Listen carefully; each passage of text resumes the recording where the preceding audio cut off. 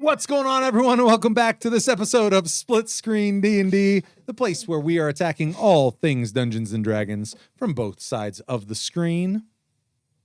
Look at that. I attacked the mic for those of you who didn't see that. Crap. That was no fewer than 4 attacks. Yes, So- I almost action surged. I held back.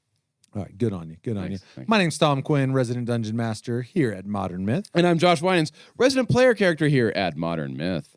Well, so I know this question's been batted around once or twice around the good old internets, but I think, hey, we like talking about D&D, so let's tackle this subject.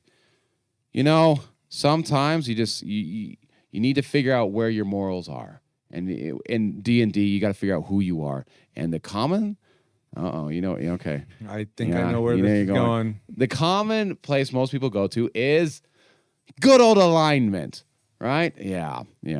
So I think it'd be interesting to see,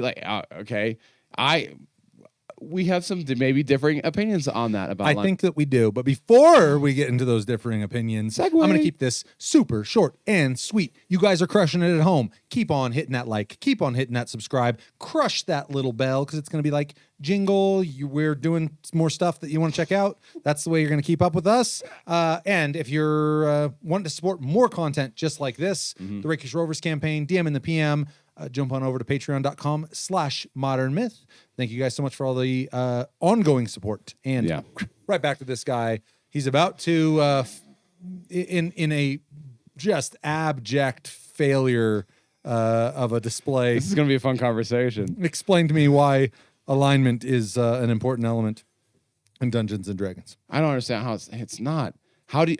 No, I'm ribbing you right now, but I'm fully prepared to hear your points on why it might be important. I do think the system is inherently flawed. But let's see what we can redeem. So let's explore the space together. So as a character, I actually do find we play 5th edition. There's no exploration. Sorry, dude. God damn, you're right. Sorry, bro. Yeah, Ranger. We can fight yourself. or we can talk. Those are your options. No, let's explore it together. Started with some fire today. Let's explore it. I'm feeling a little spicy. So those of you who don't know, which I can't believe anyone who listens to this small channel in D&D doesn't know, but the alignment system is we're talking about the lawful, neutral, chaotic, evil, neutral, good. Yeah. That whole thing. Look at like 2 D&D memes and you've seen it. I was about to say. Basically, how many of you seen the different Captain Picard is blah blah blah and we have all seen it, but overwhelmingly, by the way, in the comments, Kirk is beating the absolute tar out of Picard. I've never been disappointed in you yet, you wonderful people. But how in the world could you ever think that Kirk? Dude, you are throwing fuel on a fire that we don't need burning. Oh, I will. I'm sorry. I'm rather passionate. I probably about this. shouldn't have even brought. No, you shouldn't have. I don't have near the dog in the fight. Oh, I do. Yeah. I'm sorry. Right, Picard is way better. We'll pretend Picard is in the top, just so Josh can maintain his sanity for this episode. Damn, really? I'm not sure that there isn't another contestant in the race that isn't beating Picard right now.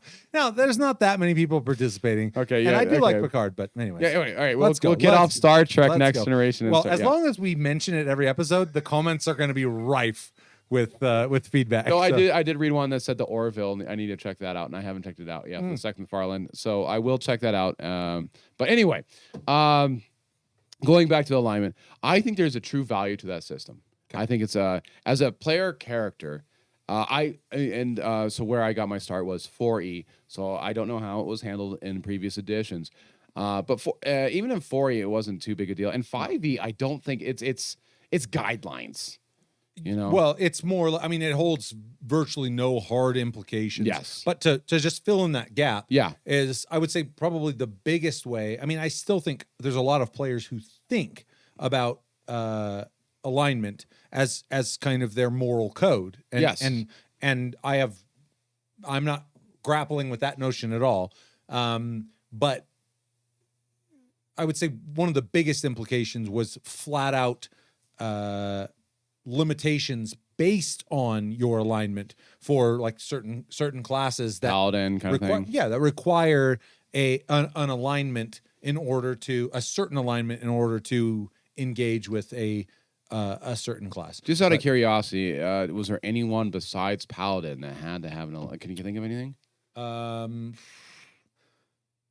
don't mean to put you on the spot. I think the short answer is yes. Okay. I don't know. I'd have to say what I do know is that there are mad old school cats in our subscriber base, and I'm enjoying so much engaging with them in the comments because I am failing Josh right now.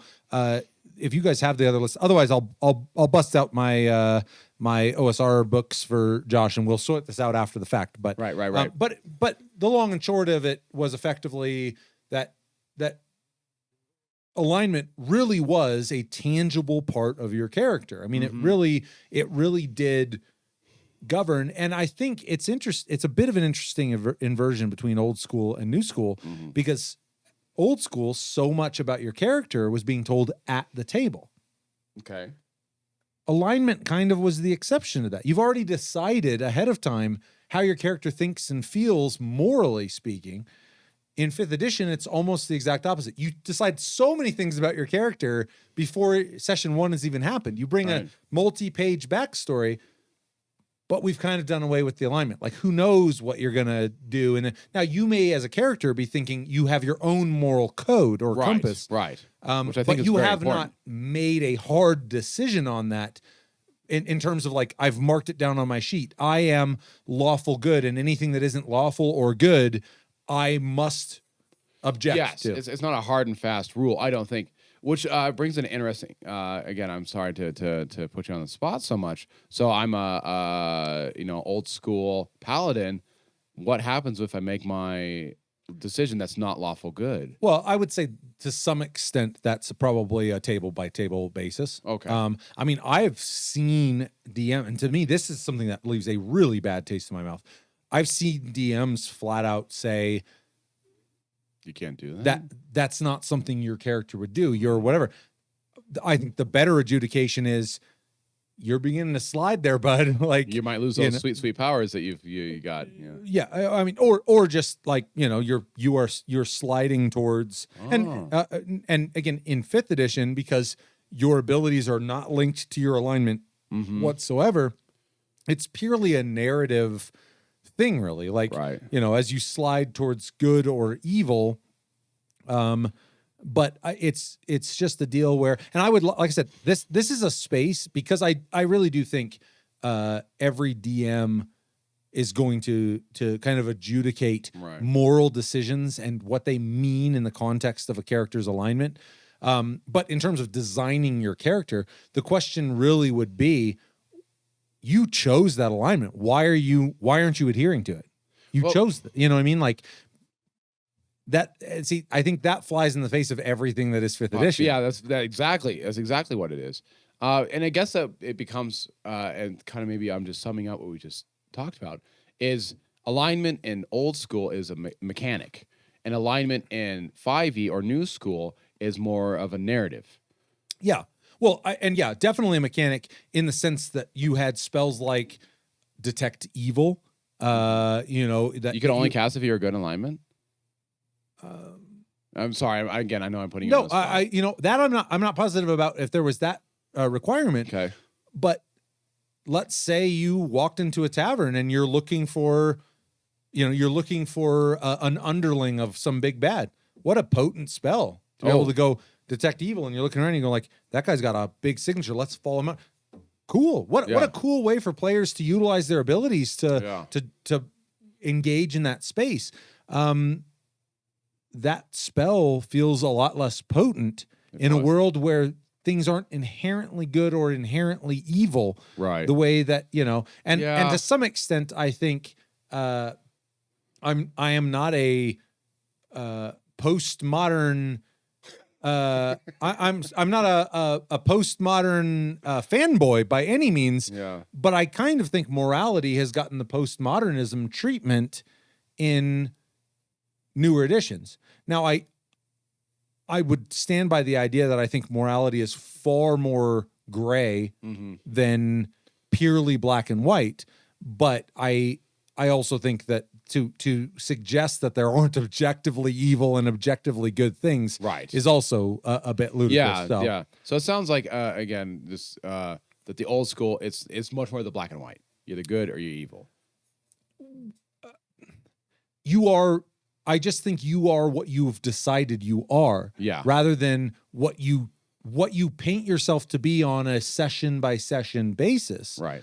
And to depart from that does have mechanical implications. Whereas fifth edition, I think it has more narrative implications. Right. Than I mean, virtually no mechanical implications. Save maybe the Oathbreaker, but you're literally just choosing that. Right. Right. And I don't like that as much. Depending on like if you're doing things like if you have an evil patron and you're doing all good things, well, maybe your evil patron doesn't like that as much. Talking about Warlock. Yeah, no doubt. But that is also now you're going into homebrew. That's not rules as written. Yeah, I don't think there's any rules that inherently say like, hey, by the way, if you don't do what your patron's gonna yank your. But it's like, as a DM, I can't even think what other response do you have if your patron is going like, hey, remember you're supposed to do some good, and you're like literally sawing someone's head off, like, I'll be with you in a minute. Right. And you go like, okay, I think I'm gonna start revoking some of your abilities. Okay. But again, that's purely DM level adjudication. Yeah, and so to me, that's kind of the one.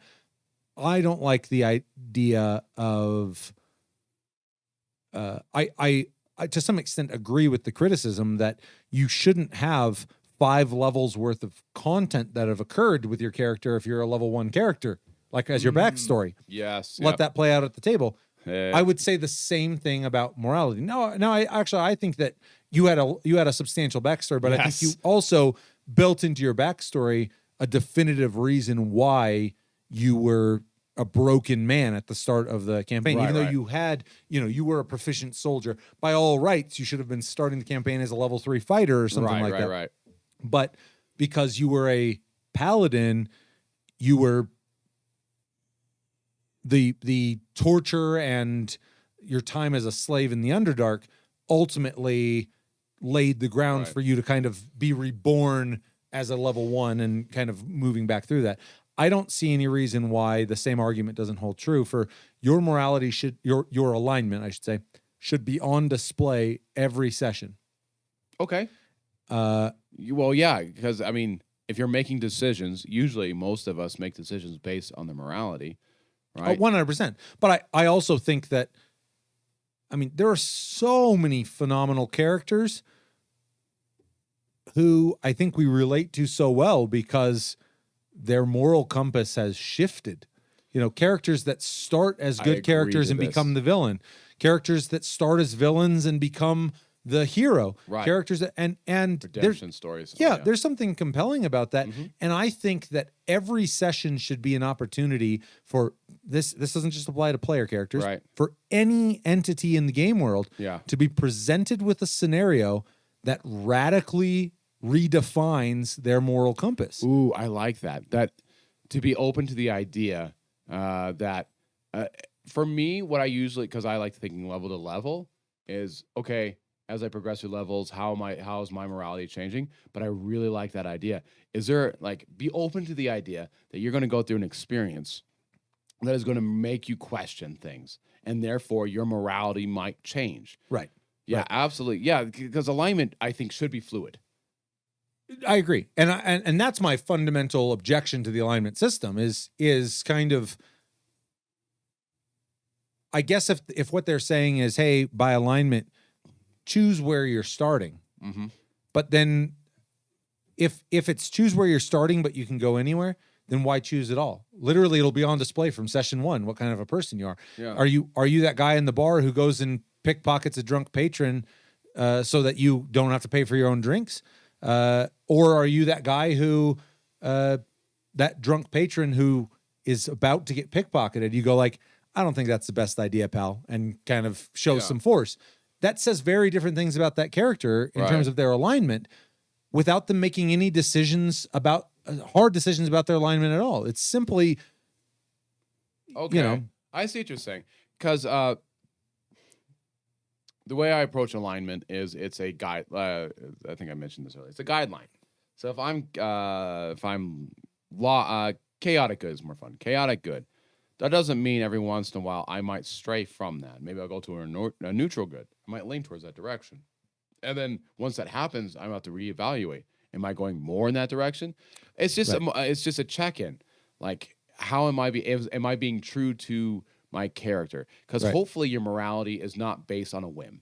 That your morality is based on reasons of what you're doing. So there's a reason why you are chaotic good.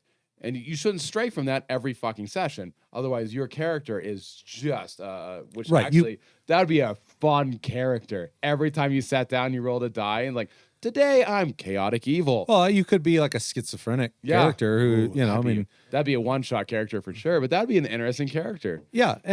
But I think to your point, in terms of the continuity of a character, and I think character continuity is a major token in player investment. Yes. They need to be able to become invested in a certain persona. Right.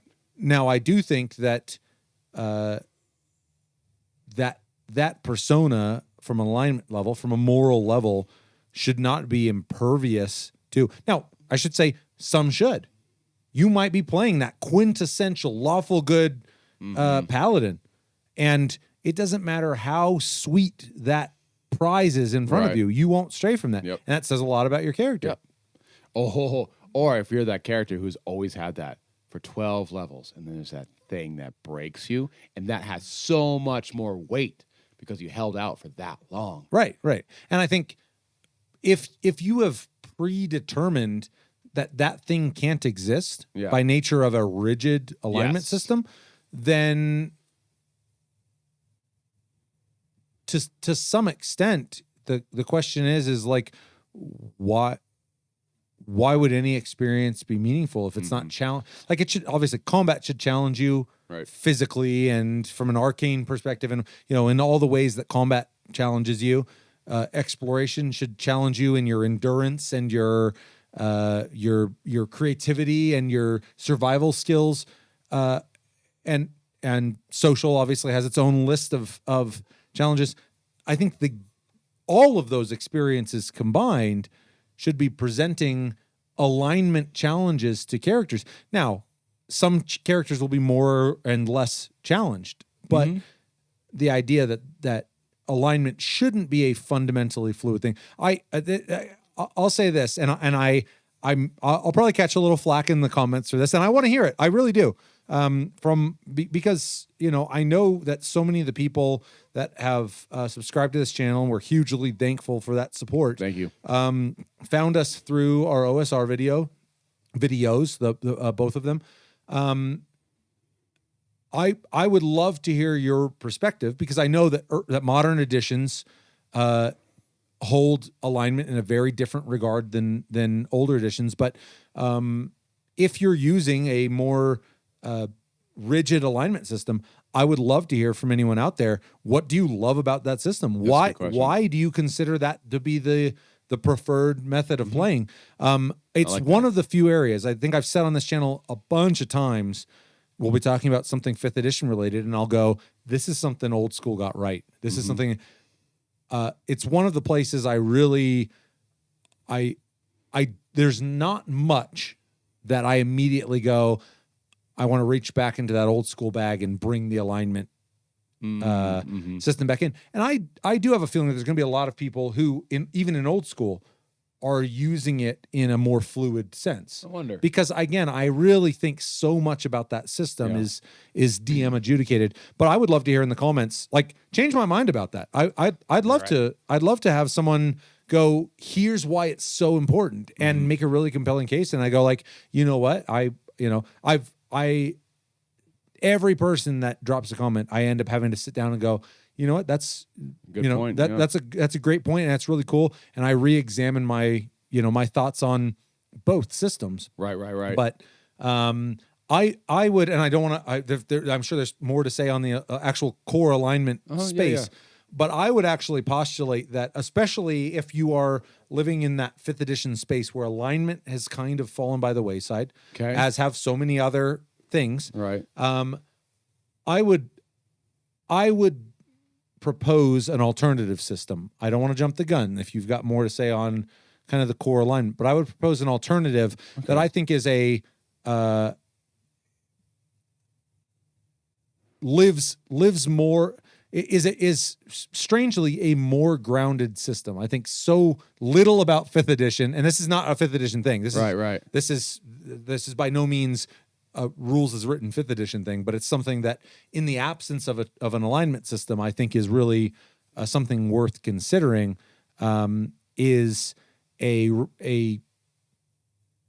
properly fleshed out reputation system. Because I think fundamentally your alignment, and this is not to say that each player doesn't have their own thoughts on their alignment in their head. Right. Going, oh shit, the rogue has just taken a prisoner hostage. Right. We've got a captive, in our hands, and you might immediately go, I know there's a limit to what I'm willing to do to this person. Right. Morally speaking, right. What that limit is that's character to character. But maybe you go, if anyone suggests torturing this person, I will physically come between that, that process and, that may be part of your moral character. Great. So that kind of, to an extent, is alignment. It's still grafted into your character. Okay.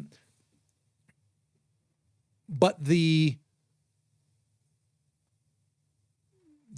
actions that the party take, like the party is going to begin to gain notoriety, for better or for worse, as they become more capable of influencing the world around them. Yeah. And I think that notoriety should mean something. Yeah. If you guys have done things that are objectively horrible. Yes.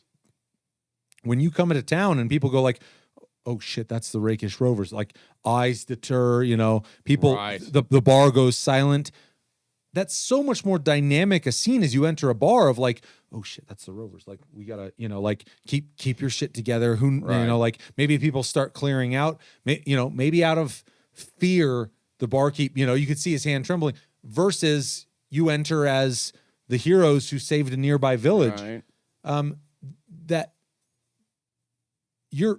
your actions are the manifestation of the collective alignment. Yes.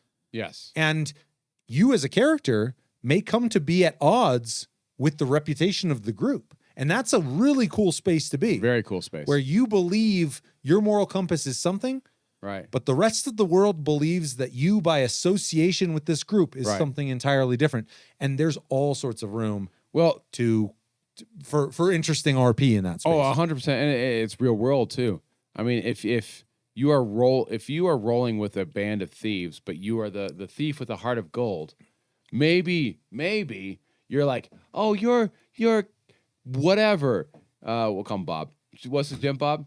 Jim Bob is the Jim Bob. Well, let's bring back Jim Bob. Resident extra. Oh, you're Jim Bob. You're the one nice person out of never gonna happen. Yeah, never. It's like, oh, you're a part of the gang. All right, I know what this gang is known for. Right. That's real world. And it might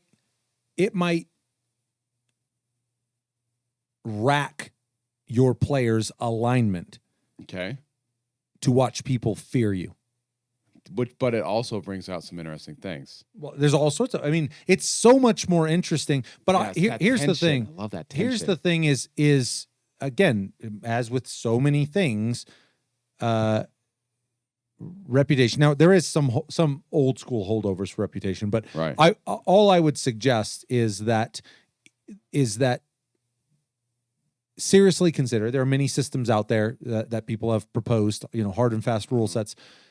If you have abandoned alignment, and like I said, when I say abandoned alignment, I mean your table kind of don't regard alignment with any hard and fast sense. Yeah. I still absolutely believe that most players, when they're designing their character, they do so with a certain alignment in mind. They may not call it chaotic good. They may not, but they just go, this is the boundary for my character. Right, which is an alignment.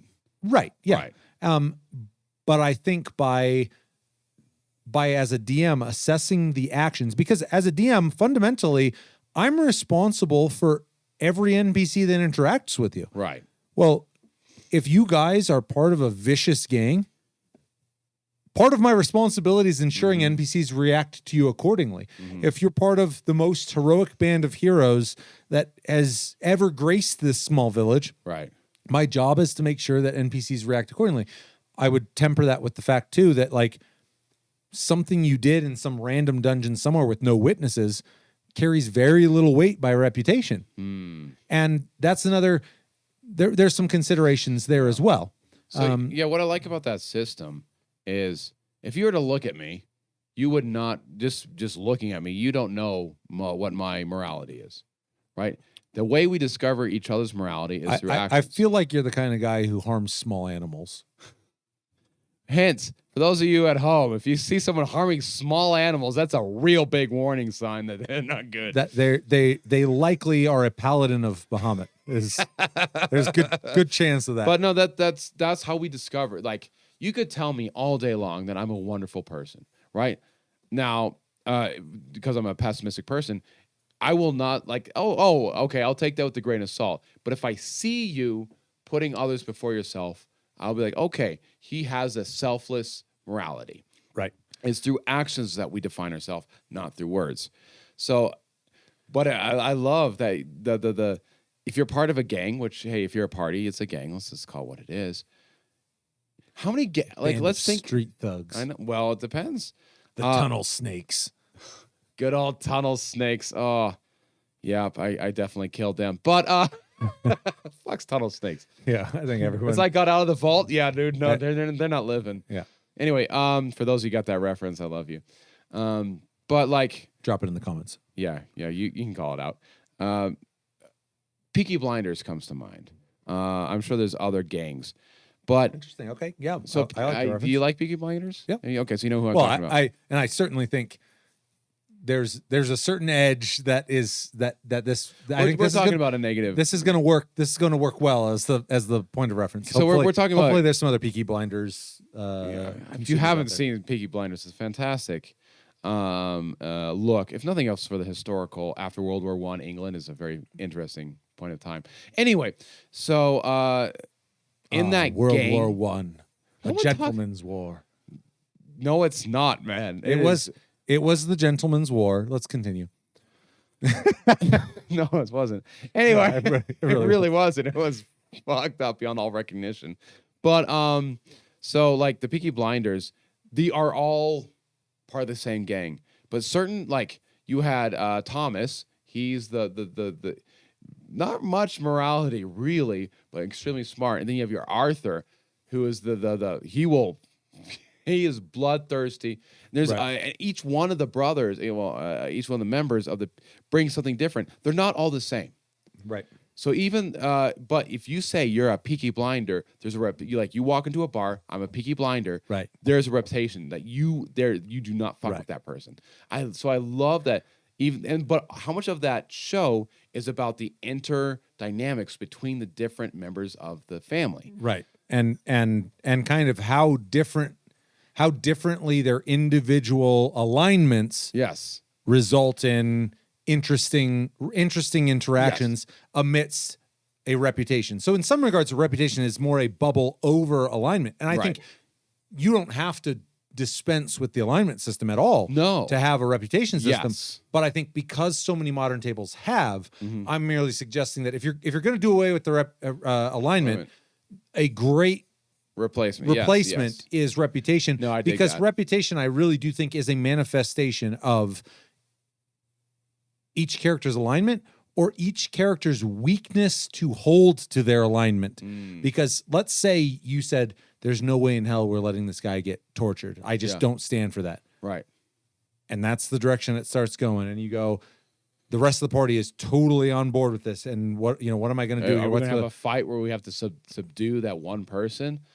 And but then it's the deal where it's again like your alignment is coming into conflict with the, let's say, lack thereof of the rest of the group, and you are either going to choose to be a party to that and carry the weight of that reputation, which is also interesting. Or not. It also opens up so many interesting reputation, so many interesting aspects for factions in your world that have nothing to do with the party. Factions they could join, factions they could want to bust up. You know, I mean, because the whispers and rumors that take place in inns are fundamentally manifestations of reputation. Yes. I mean, it's not, there's a bunch of good eggs, but there's a few bad eggs in that. That's not really what they talk about. It's that organization will fucking kill you given the chance. Right. Oh, those guys, oh man, they're so selfless. They're helping, they're trying to feed the homeless. It doesn't matter that they have that one pickpocket. Yeah. May come to find that you join, you come to interact with this group and find that the leader of that group, who is so selfless and benevolent, is actually an evangelical asshole who's flying on a private jet every weekend. That's never happened. That's never happened. That's so ungrounded. No, I'm so sick of this fantasy horse shit. No, but it's just the deal where I think you can thoroughly dispense. As far as I'm concerned, again, I would love to tell me why I'm wrong, but I think you can dispense with individual alignment. Now, this is not to say that, because the continuity is so important. Well, yeah, I think the one pitfall you can fall into is again. I kicked the camera. I'm so sorry, camera. That the pitfall you can fall into, and this is a very real danger, is the party's alignment becoming homogenous by nature of their reputation. Yes, that's the danger. That's a very real danger. And that is where where any of those systems lose any meaning and texture. If every time something is taking place at the table, every party member is in complete agreement with what's transpiring, I don't know what to tell you. I mean, it like literally, I guess I would say that probably is ultimately getting down to individual characters' alignment. And while I know I've kind of with that system, I completely think every individual should hold that alignment close. Right. They should know what they're willing to do and not willing to do. And Katerina comes to mind as someone who I think probably for the Rovers has an alignment. But I also think her brother Victor could challenge almost every notion she has about herself. Which is, I can't wait to see that. Which is a really interesting, and I think every character, beyond knowing your alignment, should also know the ways in which you would break that alignment. And they may be very few, or even you may believe they're non-existent. Damn, dude. I'm so sorry, people in there now. I think you're allergic to alignment just in general. I'm glad that we don't lean on it too heavily. But you are a paladin, so you're like, you would be sneezing at the table all the time. Yeah. Like, you're one of the most alignment-centric characters in the history of Dungeons and Dragons. I don't know how much time we have left. Like, that's an interesting conversation. As a paladin, do I have to be the same exact alignment as my goddess? I think it depends on the goddess or god. That's true. 100%. I think there are gods who, I feel like a chaotic god gives you all sorts of leniency, because chaos ebbs and flows in weird ways. Right. A lawful god knows the bounds of, and that's where I think, I think the trope, and I think to some extent it's true. If you're thinking about the prototypical paladin, this lawful stupid, let's call them. It is what it is. But the thing is I think you are relieving yourself of a bunch of the RP complexity if you've already decided there's no way in which I will not be lawful good.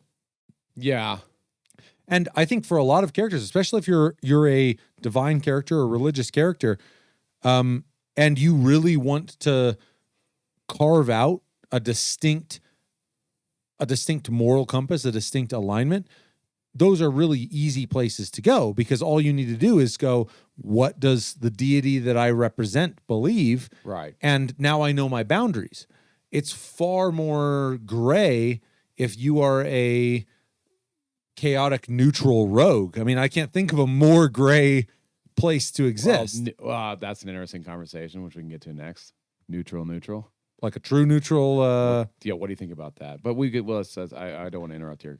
Well, no, I think I mean for part of the same reason that I'm kind of like about the entire alignment system. Yeah. Is I think when you watch players begin to gamify a system, it means they're acknowledging that there is something that doesn't feel grounded to their character, and they're going, well, this affords me chaotic neutral, true neutral, this affords me all the leniency that I actually want without selecting an actual, I think for the same reason that the old trope of like, I'm chaotic neutral as you're burning a town to the ground. It's chaotic. Yeah, it's like, and like I said, I think that again, that's such a riff that it's so clearly not the case.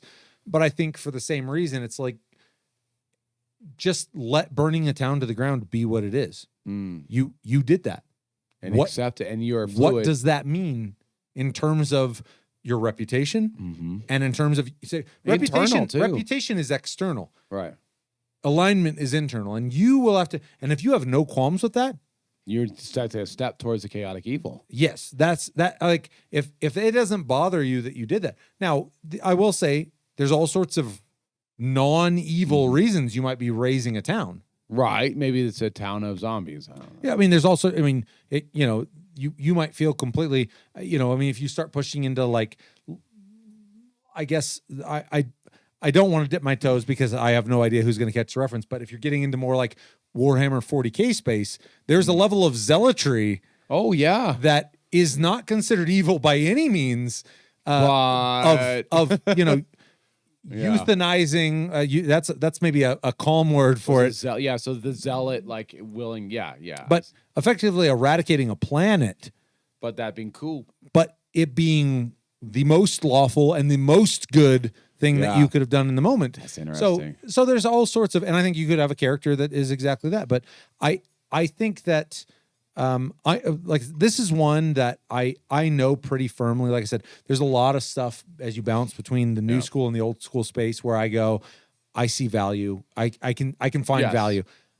I really have a hard time finding value in a system, and I want to be specific, in a rigid alignment system. Yes, I'd agree with that. A fluid alignment system, I really have no issue with. Yeah, But at that point, I feel like if you've already acknowledged that alignment is fluid,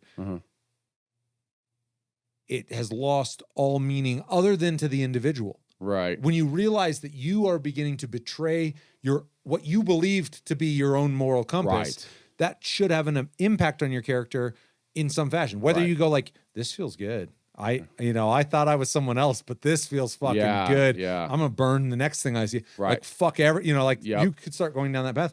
Or alternatively, like I regret I'll never do this ever again. I'll never hurt another innocent person. Or on the other side of going like, holy shit, I didn't realize how good it was gonna feel to help someone. I didn't realize that, a character who has kind of risen up out of that evil or at least less good space. I think in terms of this entire conversation, like I said, I am more a fan of a reputation system because I think it really speaks to the actions that happen every session. Yep, because that's how the world recognizes you, is by what you do. Right.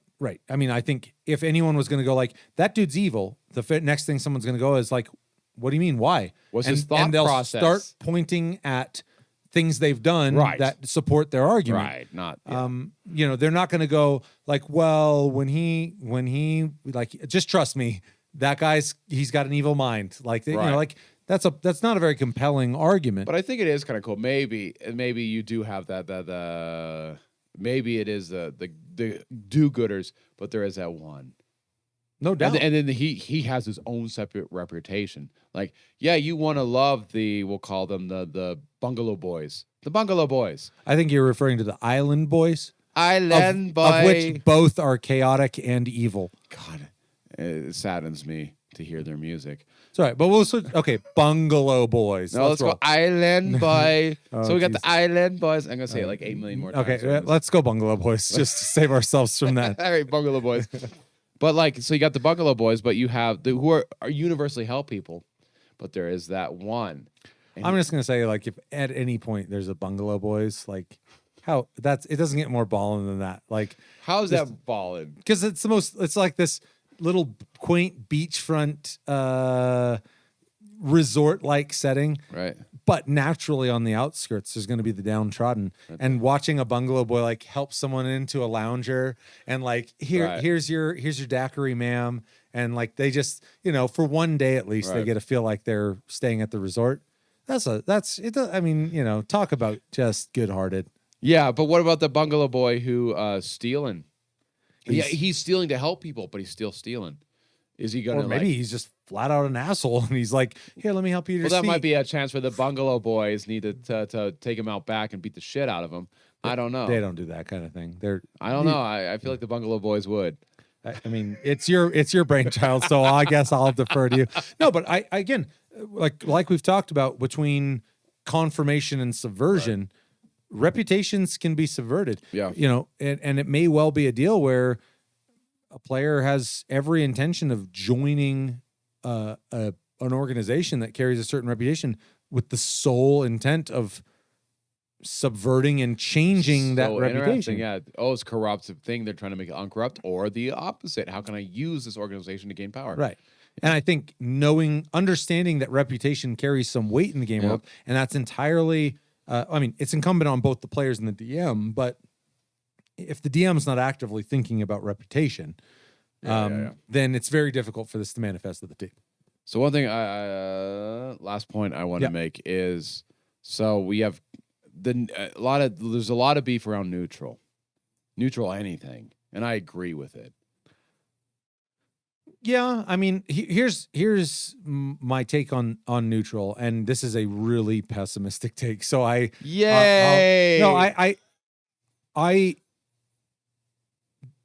unfortunately, I think it bears out that most people have a really hard time having conviction. And I'm talking about real world, and I think this probably carries to that when an opportunity presents itself that they have claimed they are opposed to, that is when it comes hugely beneficial to them, right? They'll jump on that train. That is extremely pessimistic. But I think it bears out, and I think to me, I think it's one of the most demoralizing things. Like, I can tolerate people with vastly different viewpoints. Yeah. Just stick to them. Like, when the tide shifts and now there's an opportunity in front of you that completely betrays everything you say you believe in. Yeah. You just got to wave at that ship as it sails. Like, that's, but I don't like that at all. No, I mean, I don't like it either, but I think conviction is one of the, and I think this is one of the spaces where we really indulge in fantasy at the table. Is our characters are rife with conviction. Well, I think that's something we could learn from our characters. And I think as a human being, we need to be convicted. If we have strong feelings about something and we truly believe something, then we need to stand up for it. But that's a topic for another. That's a whole different thing. My thing with neutral, and maybe you'll agree with this based on what you're just saying, is I think neutral should be the most fluid. If I'm fluid, if I'm neutral good, I am going one way or the other. I'm not just living in that world. I'm going. The expectation is you have not decided yet. Right. So if you're living in that world, I don't know, I'm neutral good, or neutral, I could do anything. You're not doing what you should be doing. Well, I think if you are, there's an aloofness to that. Yeah. The counterpoint I would throw out is I think the notion of and I'm talking about a hard-nosed, true neutral character. Okay. The Harper organization comes to mind in terms of the Forgotten Realms, is a character that basically goes, too much of a good thing or too much of a bad thing is always to the detriment of the greater. And so a character who can say, I can stand in opposition to. God, that's an interesting character. Well, that's a very specific character. It is. But as an organization, I think the Harpers kind of embody now that obviously there's a reputation, there's a shadiness to that reputation. I can almost guarantee within the Harper organization there are bents. Well, if there isn't, then you've created a collection of individuals that aren't actually individuals. Every organization should have, but I'm saying the idea that, I think it's a very druidic position to say that balance is what we should strive for. Not good, not evil, balance. And that's the epitome of true neutral to me. Like a true neutral character. That's an interesting character. Who would as easily oppose a lawful good God, exacting their will as they would a chaotic evil one. But all for balance. So not for no one gains. It's all about, okay, evil has more power than good, so I need to stand up for good. Good has more power than evil. I need to stand up for evil. I think that's the fun. The idea that they are the scales of the universe. I think I don't know that I agree with the notion that this is a representation of nature in any way, but I think it's packaged as such in so many cases. Like this immortal. I think the notion. I think it's an optimistic view of nature. No, I was about to say nature is brutal as fuck. Yeah, but I think in the druidic sense, when you are in harmony with nature, this idea that nature will give you everything you need to survive, but it can also take everything from you. Yeah. There's the balance there. Yeah. Now, is nature good or is it evil? Yeah. Okay. And I think that to say that nature represents something that for any living organism is kind of a true neutral entity. There's a fairness in this. And like I said, I get that it gets utilized, it gets gamified. That's my problem with it. It gets gamified. That's an interesting, but that's a very specific character. Yes. Even then, I think you should wrestle between good and evil. You should be moving, and not randomly. You should be moving with thought and purpose. Well, I think that's the whole point of playing the game. As far as I'm concerned, when we're talking in the context of alignment, is every session... Except for chaotic fucking evil. Well, I would even say chaotic evil. If you're saying your character's chaotic evil... Yeah. And no experience is going to move you away from that... Yeah. Even a small amount. Right. Then again, it's like, what... You could check out for every experience that you have. Just go a guy's walking up to me, I burn him alive. I walk into a forest, I'm going to ignite it. A village, burn it. Or I'll save it. Or, well, that's not really evil.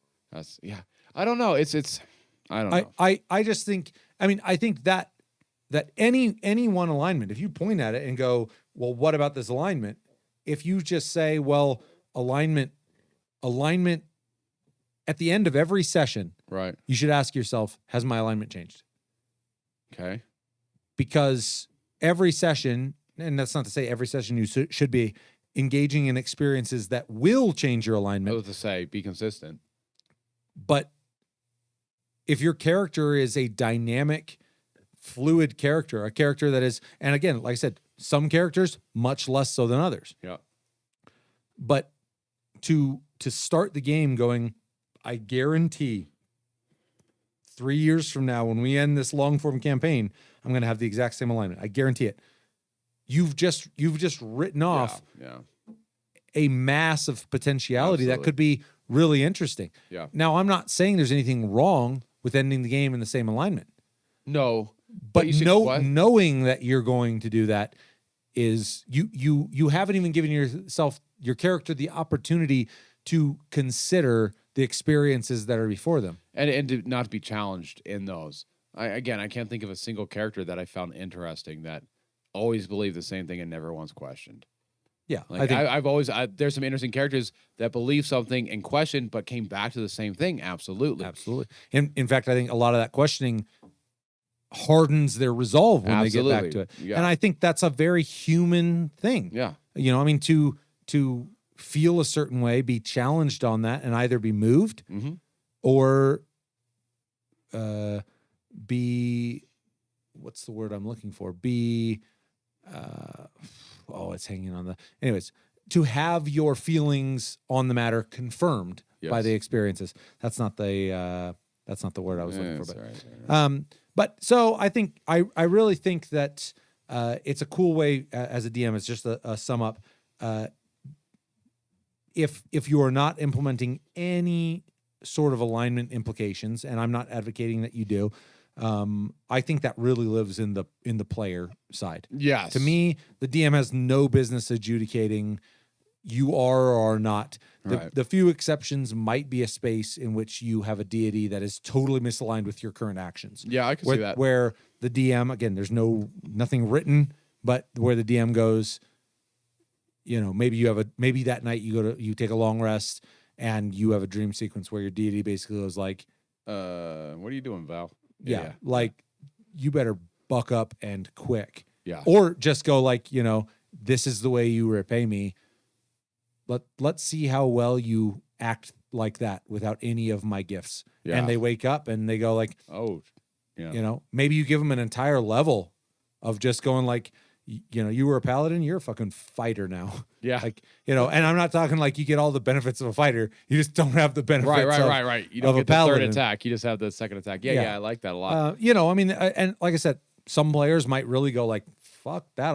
DM's never telling me I've lost my, but I would say a DM equally so should be going, you chose your deity. Right. I didn't tell you how who you were going to tether yourself to for the next. You had the choice, and you knew what stipulations your deity had. Right. But I think also if they do go that path, to allow them to redeem themselves is also no doubt. But I mean, if the deity's invested in them to the point that they're granting them powers, you know, like, they don't want to sell their stock while it's low. Yeah, exactly. You know, like they'll wait until you're doing good again before they right. before they pawn you off to another buyer. Yeah. So yeah, and from the player side, this is I like that. This is our space. This is where we get to formulate ideas about our characters, but I do like it's fluid.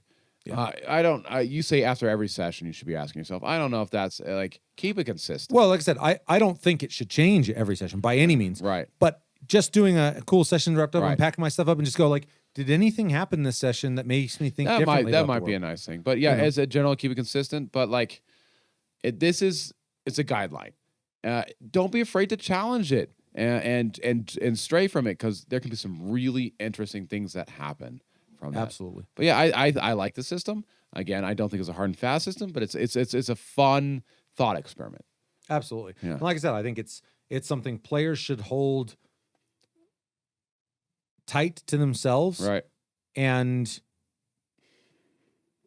you know, likely unknown for a good portion of the campaign. Like what that symbol is that you're holding, that, you know, that says everything about your moral compass, probably is only known by your party through the courses of action you suggest as you're moving through the game world. And I think that's such a more meaningful way of painting, you know, of telling the story of who your character is on a session by session basis. You know, that the torture scenario that we laid out, standing in the way of what might be a 1v3, you know, against 3 other player characters. Yeah. You know, like if it's a deal where they are so bent on like, this person has the information we need to finish this. Right. And that'd be, you know, would your character, would they write themselves out of the story to stand in between? Yeah. You know, that'd be interesting. Not an unmeaningful end when you think about it. That's I mean, actually true. not the end most characters think about themselves succumbing to, but you know, but that tells so much more about all of the characters. Yeah. Yeah, it's true. Because the same question needs to be asked. Are you willing to hurt your friend? Are Right. you willing to kill your friend for the information that captive has? Right. You test your morality against other people's morality. It's interesting. And I think there's the individual alignment makes for such fertile RP. Yeah. But that RP doesn't mean a lot if everyone knows that they're going to be unmoved by any of it. Right. And that kind of, I think, is the crux of my my position. I would love to hear down in the comments why I'm totally wrong. I mean, honestly, I like the people. I mean, I'd love to hear your thoughts on it, whether they're congruent with mine or not. But it's when someone brings up a point that I hadn't considered. We all gain. Yeah, that helps me kind of reform my opinions on these things. So beyond that, how do we want to take this one out? All right. So we talked about alignment. So let's go. You talking about true neutral as a Harper. All right. Let's go with you are trying to convince a good king that, you know what, you need to not help this town. Go. There's a little too much good going on. A little too much good. Well, simply put, I would explain that the good that has been transpiring in this space, it's while at face value, I'm sure you've seen the relative boons, the prosperity that is stirring up here, but one must not forget that long before we were here, this place found balance of its own. The forces of destruction, the fires of the molten earth, those of life and growth, they found a balance of their own. And from that balance, we, along with everything that we know, was born and have come to thrive. And that balance is worthy of our respect. You know what? The world is yours.